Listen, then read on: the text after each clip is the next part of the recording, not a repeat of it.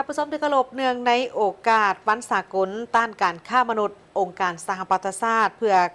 ต้านยาเสพติดและอาชญากรรมได้ร่วมกับทางของการผู้ประสานงานองค์การสหประชาชาติประจำสาธารณรัฐประชาธิปไตยประชาชนลาวได้มีการสัมมนา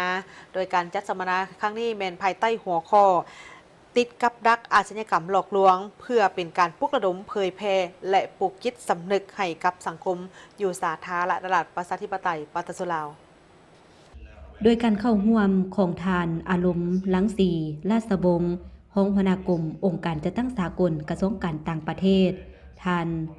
บาโคเดียเบคานอฟผู้ประสานงานองค์การสหประชาชาติประจำสาธารณรัฐประชาธิปไตยประชาชนลาว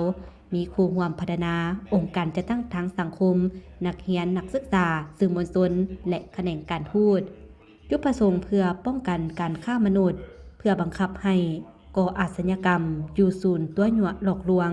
ด้วยการช่วยเหลือให้ประชาชนรู้ทันรู้แบบการโฆษณาเปียกปลอม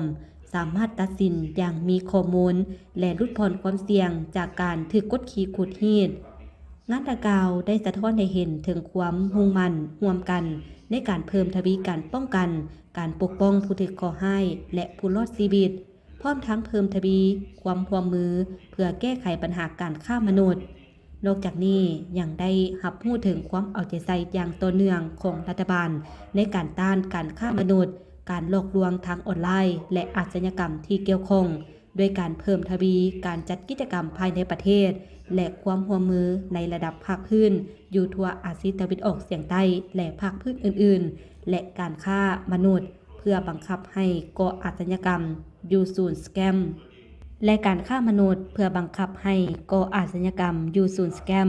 ได้กลายเป็นรูปแบบการฆ่ามนุษย์ที่ขยายตัวไวที่สุดรูปแบบหนึ่ง